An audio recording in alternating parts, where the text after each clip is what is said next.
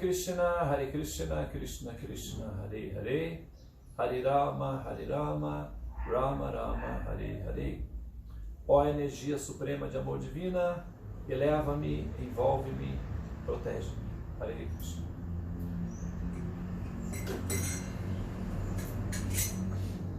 Vamos continuar com o estudo do Bhagavad Gita. Nós estamos fazendo a leitura da introdução.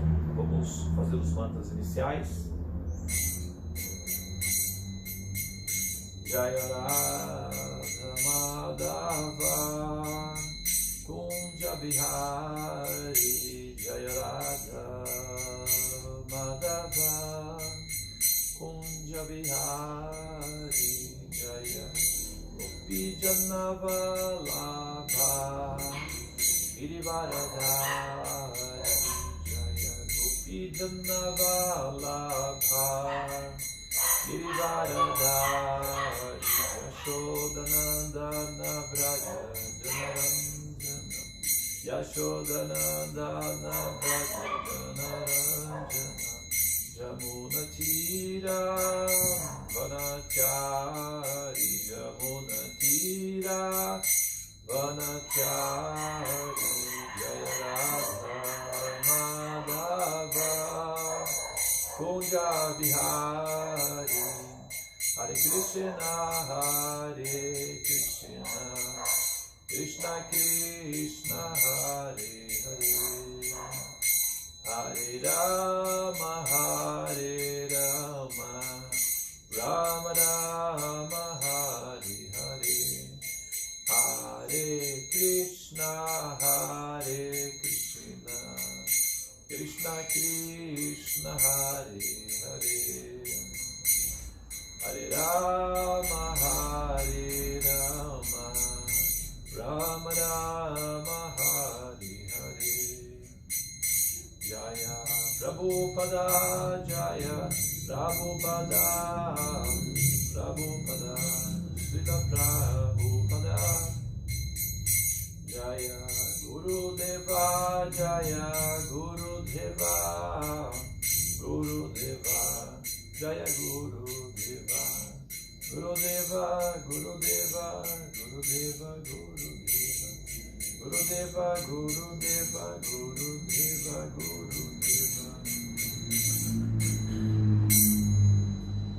Srila Prabhupada, Patita Pavanaki, Jai, Gauranga Premanandi, Hari Hari, Om. Om Namo Bhagavate Vasudevaya.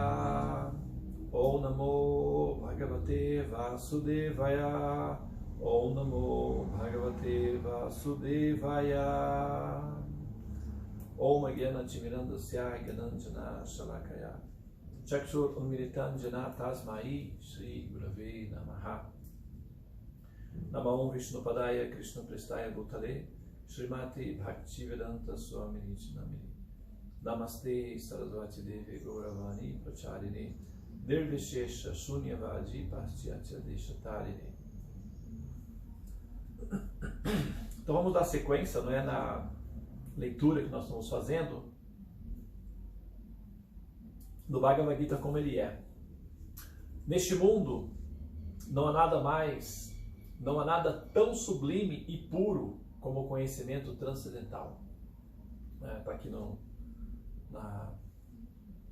nesse marcador aqui, eu estava cantando aqui o mantra e li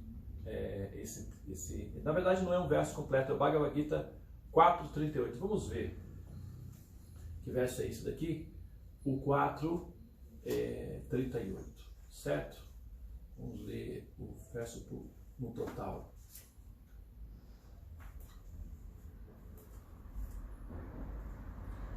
Bhagavad Gita, capítulo 4, verso 38. Muito bem.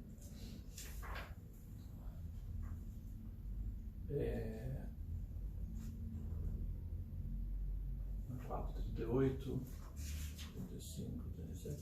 Na verdade, é quase no finalzinho, né? Bhagavad Gita 4.38, o conhecimento transcendental, olha só. Nahi gyanena sadrishan pavitam iha vidyate tat swayam yoga samsida kallinatmana vindati.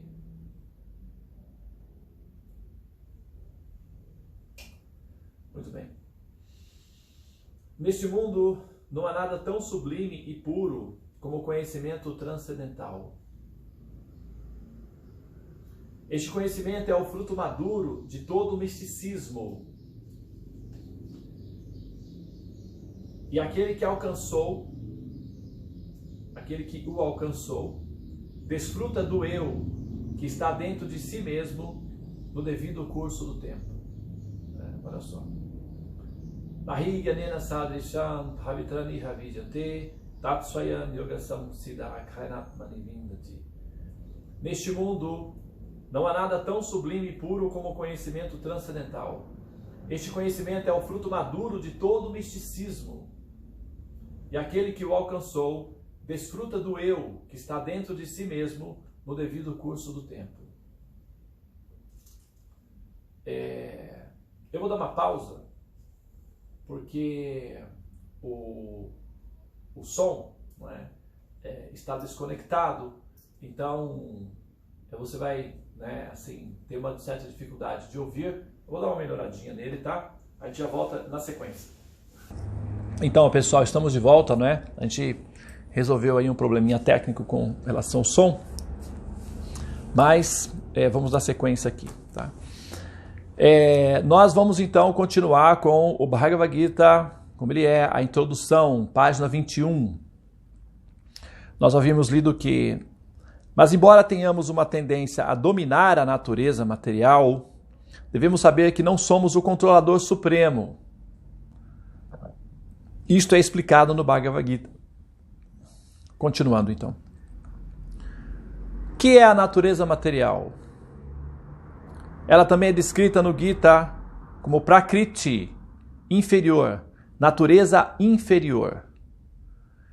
A entidade viva é descrita como Prakriti, superior.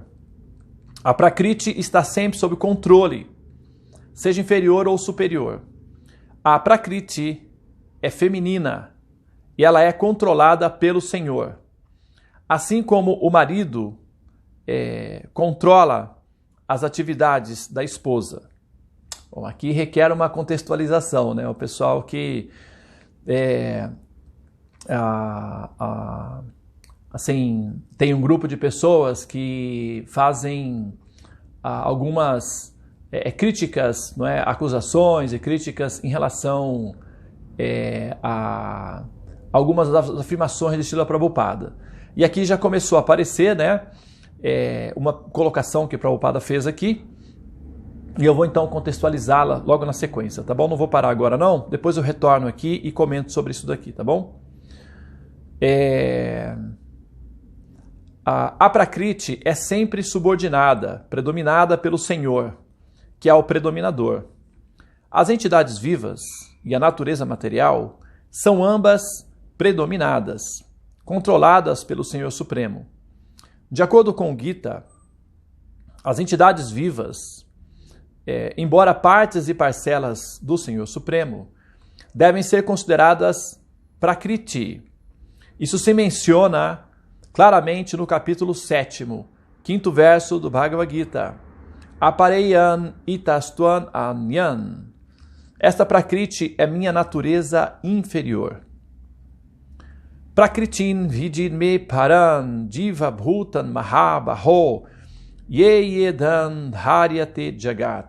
E acima desta há uma outra Prakriti, Jiva Bhutan, a entidade viva. A Prakriti em si constitui-se de 3 qualidades: o modo da bondade, o modo da paixão e o modo da ignorância, tamas, raja, sattva guna. Tamas, ignorância, raja, paixão, sattva, bondade, piedade.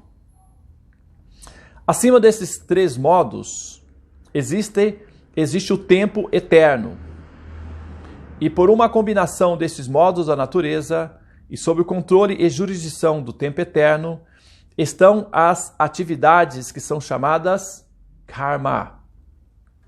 Essas atividades estão sendo executadas desde tempos imemoriais e estamos sofrendo ou gozando os frutos de nossas atividades. Por exemplo, suponha que eu sou um homem de negócios e tenha trabalhado duramente com inteligência e tenha acumulado um grande saldo bancário. Então sou um desfrutador. Mas digamos que perdi todo o meu dinheiro em negócios. Então sou um sofredor. Similarmente, em todos os campos da vida, nós gozamos ou sofremos os resultados de nosso trabalho. Isso se chama karma. Muito bem. Então eu vou fazer aqui um comentário, que eu levantei aqui a respeito da colocação de Srila Prabhupada, de que o homem sempre controla as atividades da sua esposa. Veja bem, nós temos que lembrar uma coisa importante. Nós temos que considerar o evento cultural em que Srila Prabhupada se manifesta. Nós não podemos desconsiderar alguns fatores que são aspectos culturais. Sempre que um representante de Deus, um avatar, ou sempre que um delegado dos conhecimentos, ou um pedagogo, alguém que vai, então, fazer a sua reforma, pedagógica, ou sua reforma religiosa, então eles estabelecem certos parâmetros que são copiados pelos demais. Mas nós temos que ter bom senso. Bom senso. O próprio Srila Prabhupada disse que a evolução espiritual é 20% orações, meditação, sadhana, 80% bom senso. E o bom senso significa o quê? O bom senso é a nossa capacidade de discriminar entre uma coisa ruim de uma coisa boa de uma coisa melhor de uma coisa excelente e uma coisa excelente de uma coisa perfeita. Então essa capacidade de ascensão discriminativa, nós chamamos isso de bom senso. E o contexto cultural, muitas vezes, em que Srila Prabhupada dá uma orientação, dá uma instrução, elas estão atreladas à teia da pressão cultural, em que é assimilada principalmente durante o período aí da juventude, da infância, da juventude, que é onde que a cultura e o meio fazem as suas impressões psicológicas naqueles que estão se desenvolvendo nesse ambiente. E a Srila Prabhupada, ele nasceu em Calcutá, num período em que estava sendo dominado, pelo governo britânico. E naquela época,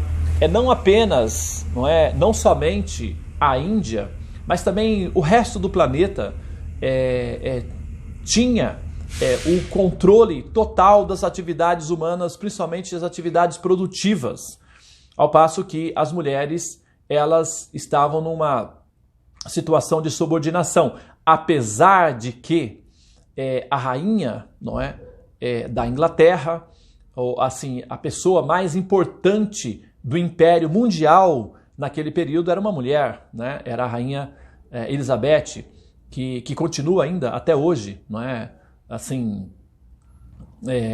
como sendo, assim, a pessoa que tem o controle, sobre o Império Britânico, de certa forma. Então, mas de uma maneira geral, mesmo a rainha, ensinava, orientava as mulheres a terem aí a sua posição em relação aos homens de subordinação, de submissão e de respeito.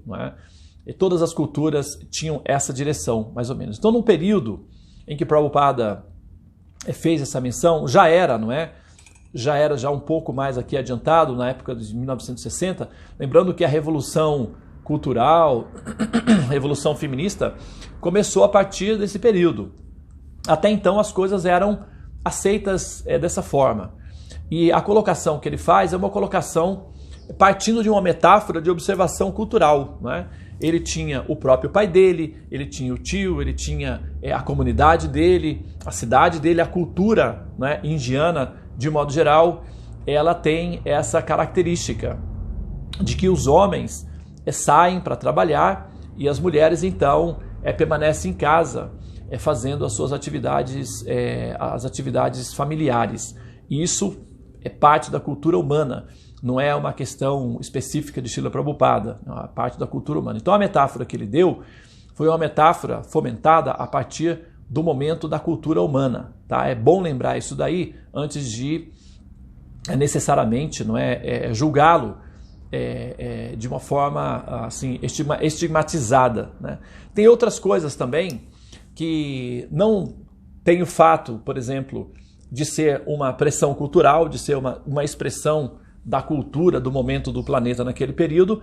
Às vezes também tem opiniões pessoais de Prabhupada que não necessariamente são regras espirituais determinantes. Né? O mestre espiritual, o acharya, ou o representante de um sistema espiritual, também em determinadas condições pode expressar opiniões pessoais, e essas opiniões pessoais não necessariamente refletem a exuberância ou refletem a veracidade que esse acharya, que esse mestre está expressando em outras áreas quando ele está falando especificamente do contexto do progresso da evolução espiritual. Às vezes, um acharya, ele dá opiniões que são políticas, né? Ele dá opiniões que são estatais. E as opiniões políticas, as opiniões estatais, as opiniões governamentais que uma pessoa dá, são passíveis de verificação, não é? Porque aí nesse campo, não é um campo absoluto, é um campo relativo, porque a política muda, os sistemas mudam, não é? A forma de interação entre os poderes mudam. Por isso, uma opinião dada do ponto de vista político é uma opinião que pode ser considerada como uma observação científica da análise da ciência política, mas ela não necessariamente significa que aquela opinião é uma regra de ordem para ser observada como parâmetro dentro do progresso espiritual. Então acontece essa confusão aí na hora em que as pessoas vão analisar as coisas, né? E também tem o acharya falando especificamente da Suprema Personalidade de Deus, representando os mestres do ponto de vista da Suprema Personalidade de Deus, explicando o conhecimento védico e traduzindo esses conhecimentos para facilitar a interação e a assimilação dos aprendizes, não é? Dos ouvintes. É dito que cada muni significa sábio, né? Ou cada mestre, cada guru, cada aprendiz que vai aos Vedas e assimila o conhecimento védico, o conhecimento védico é semelhante a uma floresta, né? Com muitas árvores. Então, em muitos caminhos diferentes, o aprendiz védico, ele vai aos Vedas, faz o caminho na floresta, ele deve retornar da floresta com frutos nas mãos e sair da floresta com frutos nas mãos. Da mesma forma que a mamãe passarinho vai até a floresta, enfrenta todos os obstáculos e consegue lá recolher a sementinha e volta para o ninho e coloca na boca dos filhotinhos já mastigado para facilitar a digestão dos filhotinhos. Da mesma forma, o guru, o mestre, ele vai até os conhecimentos védicos, ele se alimenta dos conhecimentos védicos e ele devolve esses conhecimentos para os aprendizes de uma maneira facilitada, para que os aprendizes possam, então, digerir e facilmente entender aqueles conhecimentos, né? Que é o que nós estamos mais ou menos contextualizando aqui. Então é importante notar que existem 3 níveis de informações que podem sair do mestre espiritual. E esses 3 níveis de informações, eles devem ser considerados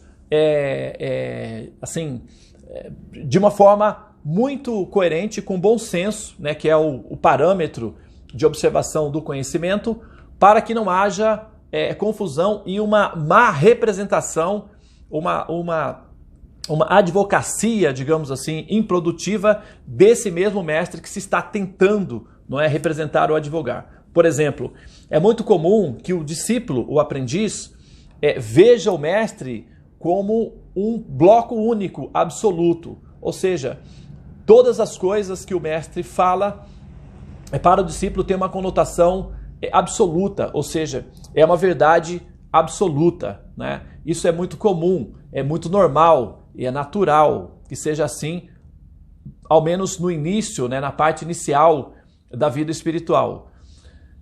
Mas acontece que com o tempo, com a maturidade, o aprendiz ele vai observando que o mestre espiritual ele assumiu uma forma humana, ou ele foi eleito dentre os seres humanos. Ele é um ser humano, uma alma que evoluiu a partir dos seres humanos e alcançou um nível de iluminação superior aos demais e, portanto, tem autoridade de ensinar os demais. Ou então ele é uma alma que vem de fora, é um avatar que aceita uma forma humana. Então, dentro desses 2 casos, a simbiose que é feita acaba recebendo algum tipo de refração, não é como a luz. A luz sai do Sol e quando ela incide sobre a atmosfera terrestre, ela recebe aí uma influência, ela assimila uma refração. Da mesma forma, mesmo um avatar, quando ele aceita uma forma humana, ele também realiza uma simbiose, não é? Com a cultura local, com a forma humana e com as experiências humanas, até para que ele possa, de fato, interagir com os seres humanos do ponto de vista de um ser humano. E ele possa, então, vivenciar as dificuldades que um ser humano vivencia para sentir o que os seres humanos sentem. Foi mais ou menos o contexto de Jesus Cristo, né? Do Senhor Jesus Cristo, do Mestre. Ele assume, então, uma forma humana, ele sofre, ele sente as emoções humanas, ele ri, ele chora, ele se alimenta, ele cai, ele aprende, ele cresce como uma criança, ele se alimenta, ele dorme, enfim, ele vivencia completamente como se fosse um ser humano, né? Então existem certas influências humanas no caráter do personagem que está fazendo ali, do avatar que está fazendo aquele personagem específico. Portanto, quando nós analisamos, quando nós estamos estudando o mestre espiritual, com o tempo a gente aprende a identificar metáforas que são efeitos culturais do período em que ele está vivenciando. Por exemplo, né, evidentemente agora, daqui a 100 anos, as metáforas que eu utilizo atualmente para explicar o conhecimento vão se tornar obsoletas, não é? Ou pelo menos vão se tornar ultrapassadas. Por exemplo, eu estou falando aqui em termos de óculos de realidade virtual, né? Celular, computadores. Essa linguagem no futuro vai ser uma linguagem obsoleta, mas no momento ela é parâmetro da cultura em que nós estamos vivenciando. Então essa noção ela tem que ser digamos, colocada na mesa, não é? Para a hora que a gente vai analisar. Então, certas metáforas que são utilizadas são pressões, não é? Da cultura local, do momento em que nós estamos vivendo, ok? E isso é um ponto. O outro ponto é que existem opiniões particulares do mestre que são passíveis de serem relativizadas. Tanto é que, do ponto de vista político, toda opinião pode ser questionada, toda opinião política pode ser questionada.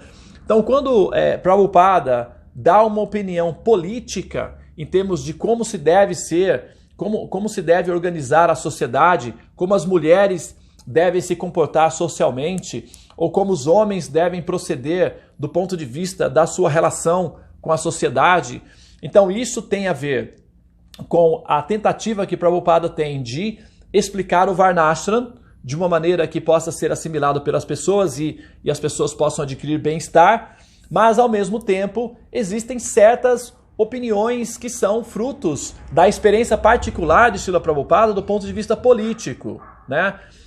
Na juventude, Srila Prabhupada, ele foi, por exemplo, um seguidor do Gandhi, não é? Ele foi um ativista político. Prabhupada, ele era um ativista contrário, né, à influência britânica. Ele fez a faculdade de lógica, se eu não me engano, né? Lógica é uma área da filosofia. Lógica e estatística, se eu não me engano. E na hora em que ele foi para pegar o diploma, ele simplesmente não foi receber o diploma. Ele rejeitou o diploma, passou 4 anos, 5 anos estudando, né, seriamente, mas na hora de receber o diploma, ele rejeitou, ele não quis o diploma que era dado pelo Império Britânico. Depois, ele então teceu alguns elogios, por exemplo, a Subhas Chandra Bose, que era um dos aliados de Hitler na época da Segunda Guerra Mundial, não é? E o próprio Srila Prabhupada, em algumas ocasiões, não é, fez menção, por exemplo, ao Hitler, né, à pessoa do Hitler, sugerindo que Hitler tinha certo refino, tinha certo refinamento cultural, né? Hitler era uma pessoa com uma certa cultura. Srila Prabhupada o chamou em algum momento de não exatamente, a palavra não seria um gentleman, mas assim, alguém educado, respeitável, né? E existem muitas críticas sobre Srila Prabhupada em relação a esse comentário que ele fez da pessoa de Hitler, por exemplo, né? Que é uma opinião política de Srila Prabhupada. Então eu vou aproveitar esse momento aqui já para contextualizar isso daí, porque em algum momento você pode ter, não é, esse contato, e é bom que você já tenha também esse outro lado aí para poder balancear na hora de fazer o seu julgamento pessoal. Na época da Segunda Guerra Mundial, Srila Prabhupada, ele morava em Calcutá. E a Inglaterra, assim, a Inglaterra era naquela época o Império Mundial. O Império significa o quê? Praticamente, assim, os ingleses eram piratas, basicamente, né? Piratas organizados num reino, e eles saíam com os navios invadindo as terras e controlando os locais. Isso é praticamente roubo, né? Se eu pego o meu carro, saio, vou para a sua casa, estaciono meu carro na frente da sua casa, entro na sua casa com uma arma na mão e digo: senhoras e senhores, por favor, me obedeçam a partir de agora, porque eu vou ditar as regras dentro dessa casa. Isso seria considerado o quê hoje, né? Seria considerado invasão de privacidade ou invasão de propriedade e, portanto, roubo, e a pessoa seria acusada como criminosa. Era mais ou menos o que a Inglaterra fazia na época, era o que a França fazia, era o que os japoneses faziam, os holandeses, os belgas, né, os espanhóis, os portugueses, eram o que eles faziam. Eles eram praticamente piratas que saíam com os navios e entravam nos locais, encontravam as pessoas despreparadas, belicamente falando, e determinavam que a partir daquele momento aquele local pertencia à rainha, não é? A coroa. E isso significa o quê? Roubo. Praticavam, né, aquilo que nós entendemos como sendo roubo, porque todas as áreas do desenvolvimento político e social da época era baseado nisso já desde centenas de séculos, já mesmo antes dos romanos, todos os impérios mais ou menos praticavam esse tipo de pirataria. E terminou com a Segunda Guerra Mundial, né, esse procedimento humano. Mas então, a Inglaterra era uma potência que impunha sobre os indianos um sistema de sofrimento nunca visto antes. Por quê? Não se conhecia, por exemplo, na história da Índia, algo como fome, né? As pessoas eram simples, né? Era um sistema medieval, meio que feudal ainda, mas as pessoas viviam bem entre si, cultivando, se alimentando, e havia uma certa distribuição. Com a entrada da Inglaterra na Índia,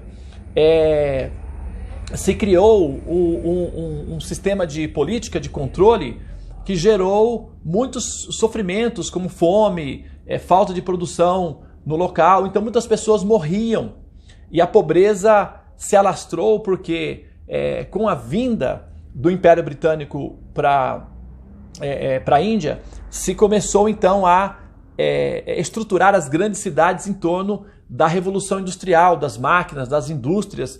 E foi no período em que as pessoas começaram a migrar do campo para as cidades e a pobreza se alastrou. As doenças se alastraram, como por exemplo o cólera e muitas outras doenças que eram desconhecidas até então dos indianos, passaram a ser muito comum na região. Então o Império Britânico, a pobreza, a fome e a miséria começaram a ser sinônimos entre si.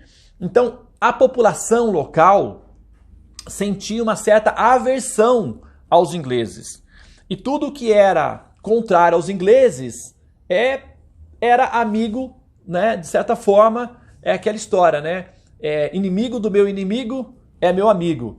Então se criou na juventude daquela época, principalmente dos indianos e dos locais onde o Império Britânico dominava, se criou uma certa simpatia pelo eixo do mal, que hoje nós sabemos que é do mal, né? Mas na época, ninguém sabia o que Hitler fazia nos campos de concentração, né? As pessoas tinham uma certa apreciação, um certo respeito pelo Hitler, principalmente porque ele era contra o Império Britânico. Então sempre que a gente está assistindo um jogo de futebol, não é? E a gente não torce para time nenhum, nós acabamos torcendo para quem? Para o time que aparentemente é mais fraco. A gente tem, né, essa tendência psicológica. Então a Alemanha, ela apareceu no contexto como um time fraco, lutando contra um time forte, que era a França, a Inglaterra, a Espanha, não é? Então nesse contexto as pessoas tinham uma certa tendência de ter uma certa apreciação pelo Hitler no período. Até o governo brasileiro ficou simpático ao Hitler.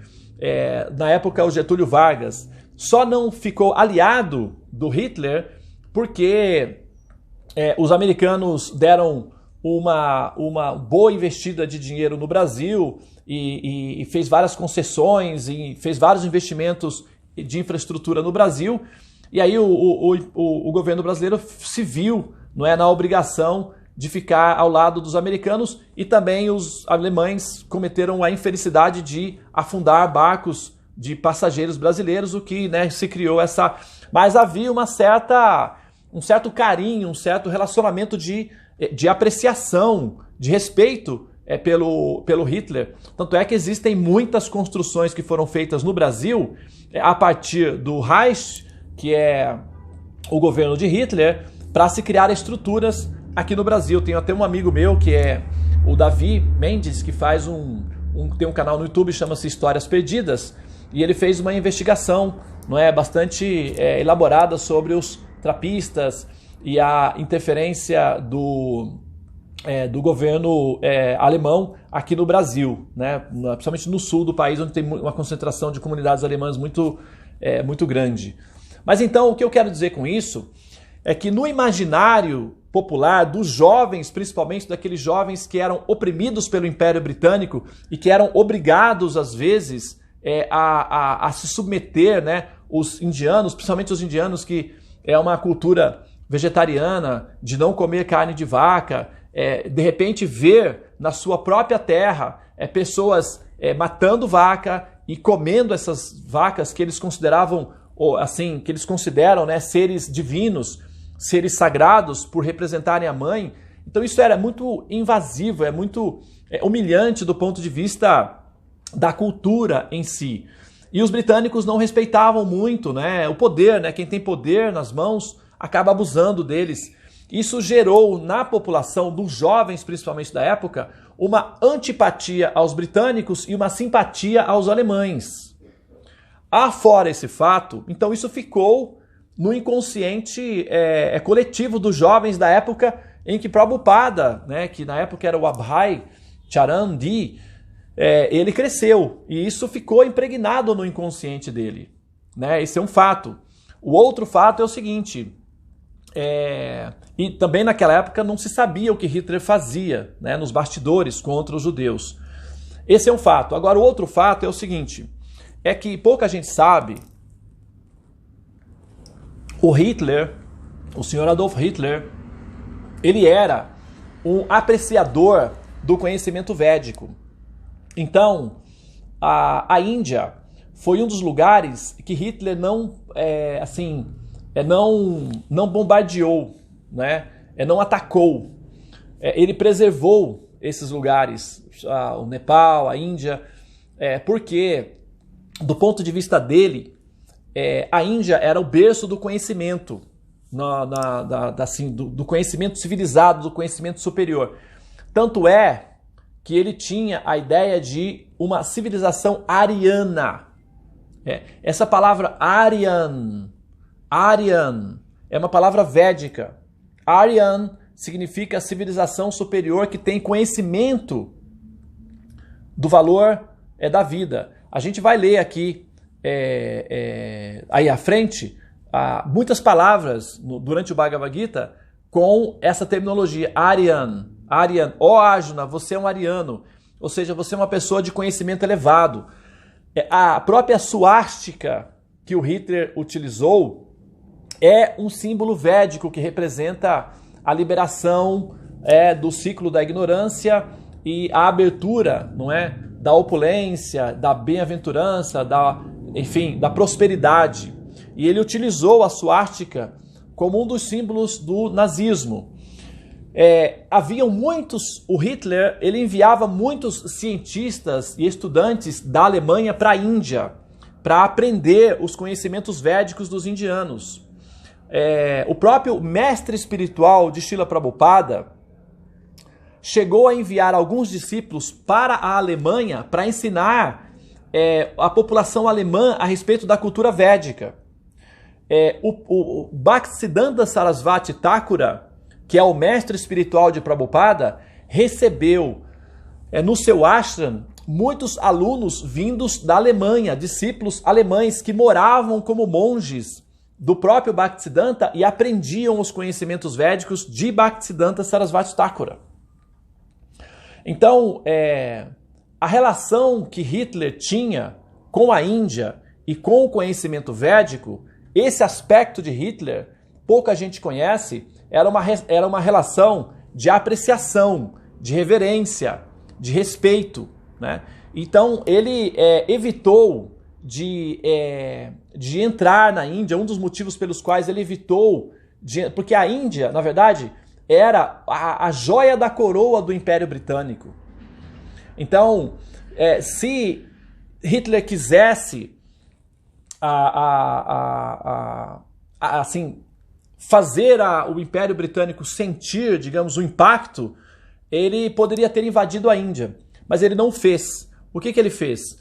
Ele fez um acordo com um militar chamado Subhas Chandra Bose, que inclusive foi amigo de faculdade de Srila Prabhupada, que depois saiu do movimento do Gandhi e assumiu um movimento paralímpico, paramilitar, e ele fez um acordo com o Hitler de que os soldados indianos que debandassem do exército inglês e se entregassem para o exército alemão, Hitler mandaria eles de volta para a Índia para que eles fizessem parte do exército paramilitar que lutaria contra os ingleses dentro da Índia. Entende? Então, muitos dos soldados que eram indianos, que eram obrigados a lutar ao lado do Império Britânico, quando estavam no campo de batalha, entregavam-se aos soldados alemães, porque já havia um acordo, e soldados alemães, quando capturavam os soldados indianos, davam a eles a liberdade de ou permanecerem como prisioneiros de guerra, ou então retornarem à Índia para serem integrados, não é, ao exército de Subhas Chandra Bose. Então havia um acordo militar entre a Índia não oficial, não é, e o Hitler. E o próprio Adolf Hitler, ele tinha uma apreciação intelectual pelos textos védicos. Então, se você pegar todo esse contexto, não é, no momento em que um jovem está vendo o seu pai sendo oprimido por soldados ingleses, vendo os seus parentes sendo obrigados a prestar reverências para homens desqualificados e abusivos, sendo oprimidos. Então uma revolta natural aparece dentro desse ser, não é? É natural. E ele era apenas um jovem na época e era militante político. Então, ao ouvir as notícias de que Hitler enviava alunos para aprender o conhecimento védico na Índia, de que os cientistas alemães vinham à Índia para aprender o sânscrito, para conhecer a língua, a cultura, e eles tinham um respeito, uma reverência aos mestres. Então isso tudo gerava uma apreciação ao Hitler, né? E na época, quando terminou a Segunda Guerra Mundial, só depois que terminou a Segunda Guerra Mundial, e isso já foi em 1945, 46, é que de fato, não é, as imagens, as provas da loucura de Hitler apareceu. Então ele tinha esse aspecto que era de um psicopata assassino, louco, e ao mesmo tempo ele tinha um outro lado que era uma pessoa com uma certa dedicação ou devoção aos conhecimentos védicos. Então são duas coisas que se misturam numa única pessoa, no Hitler. Uma apreciação aos conhecimentos védicos e, ao mesmo tempo, uma depreciação psicopata, né, psicótica, enlouquecida contra os judeus. Então essas duas qualidades numa única pessoa se misturam, e quando a gente julga o Hitler, nós misturamos tudo e condenamos tudo que ele pensava, ou que ele sentia, ou que ele, né, assim, nós fazemos um pacote e só jogamos tudo no lixo. Mas não é assim que a gente, né, faz quando nós fazemos um julgamento de nós mesmos. Nós temos que diferenciar aquilo que é bom daquilo que é ruim, né? Tinha a maioria das considerações do Adolf Hitler eram péssimas, tanto é que não deu certo, foi parar no lixo. Mas tinha algumas considerações que eram considerações respeitosas, que eram considerações normais, que qualquer ser humano pode fazer. Por exemplo, a apreciação que ele tinha pelos mestres védicos ou pela civilização ariana, eu também tenho. Então, nesse sentido, eu penso como ele, né? Mas eu não penso como ele no sentido da violência dele. Aí já muda o contexto, né? Então, assim, nós temos que diferenciar as coisas boas das coisas ruins. Isso é bom senso. E quando Srila Prabhupada ele menciona, por exemplo, que o senhor Hitler é um cavalheiro educado, ele está mencionando esse aspecto de Hitler, de que ele tinha uma apreciação pelo conhecimento védico. E uma pessoa que tem apreciação pelo conhecimento védico deve ser aceita como uma pessoa educada, como uma pessoa refinada, como uma pessoa culta, né? Então, nesse sentido, o Prabhupada estava apenas expressando a opinião que é a orientação das próprias escrituras em relação a alguém que aprecia o conhecimento védico. Mas, ao mesmo tempo, na época, era em 1960, talvez, 68 por aí, nesse período, o mundo já conhecia muito das atrocidades criadas por Hitler, mas aquela área lá do planeta em que Prabhupada cresceu não era uma região muito bem desenvolvida ainda em tecnologias. Não havia tanta propagação de televisão, não havia tantos cinemas assim. A própria cultura indiana era muito mais voltada para o teatro, para a dramatização, para a leitura de livros, né? Um povo culto. Então o cinema entrou lá muito mais tarde, e essas informações sobre as ações de Hitler nos outros países demoraram para chegar até esses locais. E Prabhupada, ele cresceu na Índia, ele só saiu da Índia aos 70 anos de idade. Então, quer dizer, ele as informações totais que ele tinha a respeito de Hitler não eram tantas quanto nós temos agora, e ao mesmo tempo havia essa fomentação de que o Adolf Hitler, na verdade, quem de fato libertou a Índia, propriamente falando, foram as investidas de guerrilha que o exército paramilitar do Subhash Chandra Bose fez ao quebrar a estrutura de organização militar dos ingleses dentro da Índia, o que forçou o Império Britânico a fazer uma retirada elegante, entregando a Índia para o Sr. Gandhi, porque ficaria politicamente mais elegante para a Inglaterra entregar o Império Britânico da Índia voluntariamente ao povo indiano, e aí o Império Britânico sai com uma certa honra, com um certo respeito, do que se retirar alegando incapacidade de administrar por falta de uma situação militar sustentável dentro do país, né? E tudo isso daí são coisas que a gente não sabe muito bem, mas aconteceu ali naquele ambiente todo do território da Índia. Eu me interessei pelo assunto, fui pesquisar, fui entender também. Quando eu ouvi essa citação de Prabhupada, no primeiro momento me deu uma certa experiência de choque, porque realmente eu cresci num outro contexto, em que o Hitler ele já foi apresentado para mim como um demônio terrível. Então eu cresci sabendo que o Hitler era um demônio terrível, e de repente eu vejo um mestre espiritual altamente evoluído fazendo um elogio a Hitler. Então isso para mim foi um choque, e eu fui pesquisar para entender o que estava acontecendo. E realmente eu identifiquei que esses são os fatores culturais, políticos na época, e também esse aspecto da apreciação que o Adolf Hitler tinha pela cultura védica, o que os ingleses não tinham. Os ingleses eram preconceituosos, arrogantes, cristãos orgulhosos, impositores. Eles queriam impor a religião deles sobre os indianos de qualquer maneira e sobre os muçulmanos. Então os ingleses eles eram bastante invasivos, assim como os muçulmanos também são invasivos, foram invasivos na Índia, no sentido de destruir templos, de obrigar as pessoas a se converterem ao islamismo, do contrário seriam perseguidas politicamente e tal. Então todos esses fenômenos que foram praticados pelas religiões violentas, os cristãos ingleses fizeram dentro da Índia também. E isso não foi o padrão observado pelos alemães, que iam à Índia para aprender dos mestres e se tornavam discípulos, monges, e aprendiam conhecimento. Então, quando a população indiana via essa diferença de comportamento entre muçulmano, inglês e alemão, eles desenvolveram naturalmente uma apreciação pelos alemães, porque respeitavam a cultura deles, Isso é natural.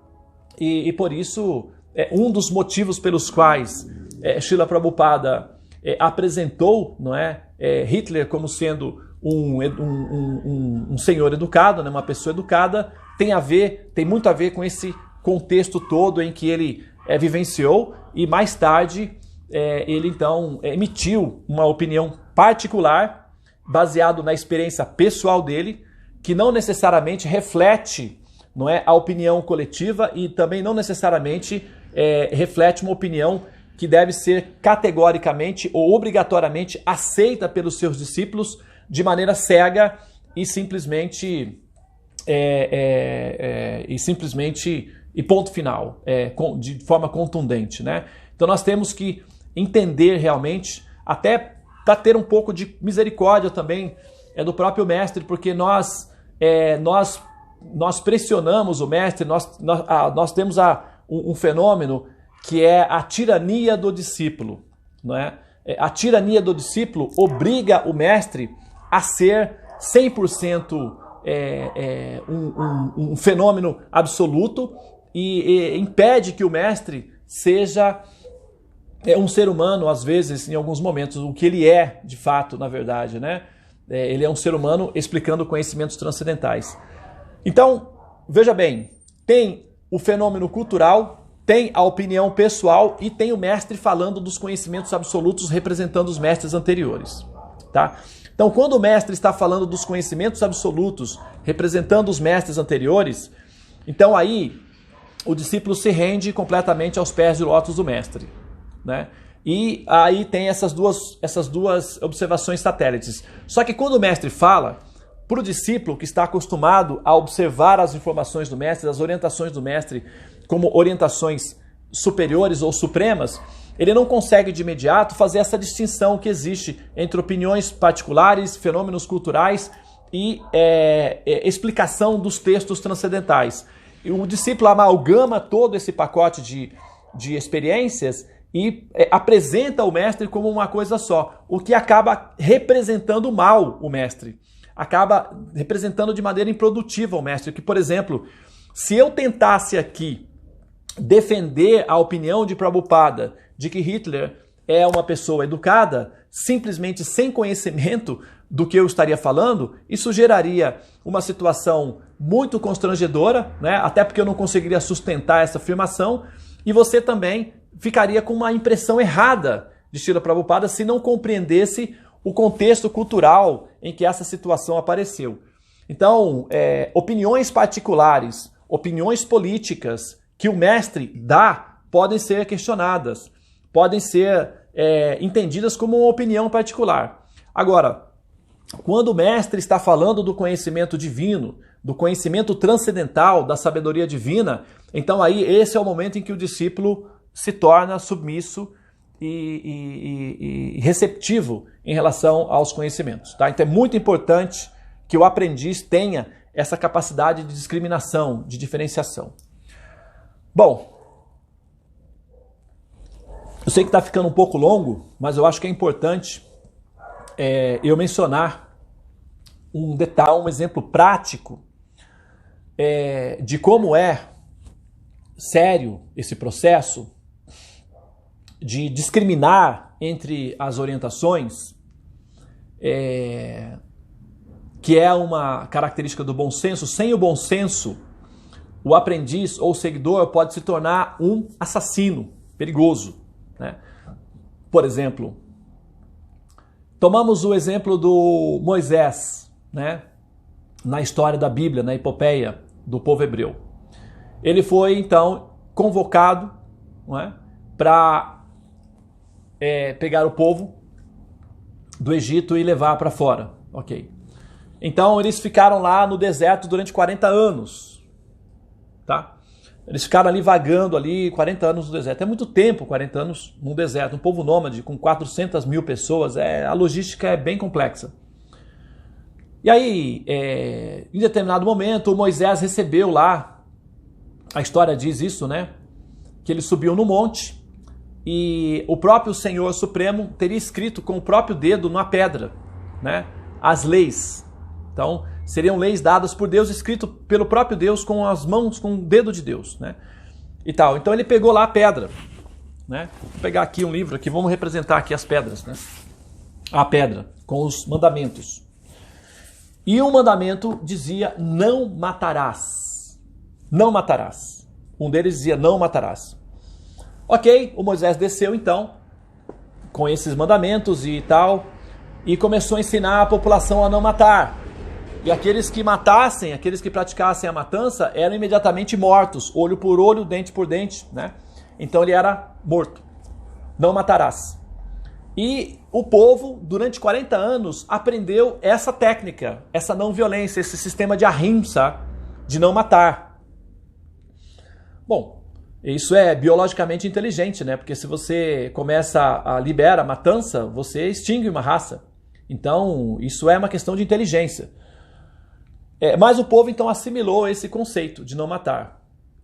Só que o que aconteceu? No final da epopeia, quando o povo foi levado até onde seria a terra prometida, a chamada Canaã, Moisés então foi chamado por Deus, né, a subir no monte e a olhar para o vale, né, que era um vale assim na beira do rio, um vale verde, né, uma área produtiva, cheia de plantações e alguns vilarejos, não é, já dominado por algumas pessoas ali. Então Deus teria então chamado Moisés até lá e teria mostrado, não é, a região e teria dito assim para Moisés: olha, Moisés, essa é a terra prometida que eu te dei, eu a estou dando para ti. só tem um empecilho. Tá cheio de gente lá embaixo, como você pode ver. Mas é muito fácil de resolver esse assunto. Basta você enviar um grupo de homens, mata todo mundo, faz um genocídio, limpa a área e você pode, então, ocupar a terra. E a descrição que está registrado na Bíblia é que os homens foram lá, investigaram como espiões, não é? Entraram como espiões na região, bateram papo, conversaram com as pessoas e verificaram que eles eram homens fortes, né? Mas eles, assim, aparentemente eram um pouco ingênuos, né? E tanto é que chegaram forasteiros, né? E foram recebidos normalmente, né? No local. Então esses espiões de Moisés voltaram e disseram, olha, eles são fortes e tal. Então Deus teria, assim, novamente, né? Falando, mas tem que ir mesmo. E os espiões disseram, olha, tem mulheres, tem crianças, os homens são mais fortes, mas tem muita mulher, tem muita criança, tem velhos. E o que a gente vai fazer? E Deus teria dado a instrução para o Moisés, é para matar todos. Mulher, criança, mulher grávida, velho, velhas, todo mundo é para morrer. Pode salvar as novinhas, as virgens. Essas daí vocês podem separar para vocês pegarem para vocês como prendas de guerra ou para, enfim, né, sei lá. Então é uma coisa assim, a descrição bem estranha, bem estranho. E o Moisés então teria dado a orientação para os seus soldados, desce e segue as orientações, segue a instrução, é para matar todo mundo, não é para deixar, não é para sobrar ninguém. E os soldados desceram com armas, né, espadas, e começaram a matança, porque eles pegaram de surpresa, né, as pessoas e começou a matar todo mundo. E a descrição é dito assim, está escrito lá assim, e nesse dia foram 23 mil pessoas e tantas crianças e tal, que foram passadas ao fio da espada, entre homens, mulheres e crianças e velhos. Está lá registrado isso. Então, quer dizer, é uma cena bem assustadora. Hoje seria considerado um genocídio, né? A ONU certamente caçaria o Moisés, se fosse hoje em dia, né, esse processo. Isso foi feito com Saddam Hussein, com Slobodan Milošević, lá da Bósnia. Genocídios são hoje em dia considerados crimes de guerra. E naquela época era normal. Então, houve ali um crime de guerra, um genocídio. Só que a questão é a seguinte, que eu quero levantar, não é nem o ponto do genocídio em si. A questão que eu quero levantar é a seguinte, veja bem, olha só. Moisés foi orientado durante 40 anos a ensinar o povo a não matar. Não matar, não matarás, não matarás. De repente, tinha até uma tábua de pedra. Por que a coisa foi escrita na pedra? Para durar, né? No Japão, por exemplo, tem o hábito entre os casais namorados, aqui no Ocidente, da flor, né? Você dá uma flor para o namorado, né? Ou uma flor para a namorada. Mas aí a flor, o que acontece com a flor? Murcha rápido, né? Então, se o seu amor estiver impregnado na flor, é rápido, murcha. E no Japão, o que eles fazem? Os namorados pegam uma pedra, escrevem, né, o nome na pedra e dá para a namorada uma pedra como prova do amor. Parece estranho, porque é uma pedra. Mas a mensagem subliminar é que o meu amor por você é durável. Vai durar enquanto essa pedra durar. Então, colocar as leis na pedra porque, veja bem, naquela época o povo já dominava a escrita, não é? Já tinha o papiro, o povo hebreu tinha saído do Egito, que eram, assim, pessoas que tinham lá o papiro, né? Que tinham lá todo o conhecimento de como escrever, né, nos manuscritos e tal, mas foi escrito na pedra. E o fato de ter sido escrito na pedra é para durar muito, não é? É para durar muito. Então, de repente, 40 anos depois, o Moisés está lá em cima, lá na montanha, e Deus, teoricamente, diz para ele agora, desce e mata todo mundo. Qual deveria ser a postura do Moisés do ponto de vista da coerência, do bom senso? ele deveria questionar Deus. Não com arrogância, mas dizer, pelo menos, mas meu Senhor, eu tenho aqui essa pedra que está escrito não matarás. Como é que eu agora vou falar para o meu povo que eles têm que ir lá e matar crianças, matar velhos? Como é que eu faria isso daí? Não é? Então, porque veja bem, e se não foi Deus que deu a orientação para Moisés? E se o diabo, né, como o pessoal fala, que é o pai da mentira, que é o Lúcifer, que se disfarça, inclusive de Deus, se apresentou ali disfarçado de Deus e fez o Moisés se convencer a seguir uma orientação que estava contrária à instrução que o próprio Deus tinha dado anteriormente e gravado na pedra para ser durável. Como é que Moisés sabia se realmente era Deus que estava falando com ele, ou se era um espírito, um fantasma, ou se era até o próprio demônio mesmo, porque eles já sabiam de tudo isso, que era o próprio demônio, que o diabo, né, que estava ali inventando aquela história, e fez com que o Moisés cometesse um ato de genocídio, de crime, contrário à própria lei que estava escrita na pedra. Como que Moisés sabia? Ele não tinha essa noção. Então ele precisaria de ter o bom senso, mas eu tenho as leis, eu estou seguindo as leis. Você está dizendo que eu tenho que fazer isso, e isso me parece ser contrário às leis. Então você poderia, por favor, me dar orientações mais claras de como é que agora eu altero as leis? Tudo bem, Deus poderia falar várias coisas, eu sou Deus, sou eu que estou mandando, etc, etc. Mas não foi nada disso que o Moisés fez, né? O Moisés simplesmente seguiu as orientações sem saber, de fato, se aquelas orientações eram verdadeiras ou eram falsas, porque poderiam ser falsas, já que elas estavam em completa contradição com as Escrituras, né? Já quando nós olhamos, por exemplo, o texto do Bhagavad Gita, Arjuna, não é? Quando Krishna fala para Arjuna, agora você tem que lutar contra essas pessoas, você tem que atirar as flechas nessas pessoas, você tem que matar essas pessoas. Qual é a reação de Arjuna?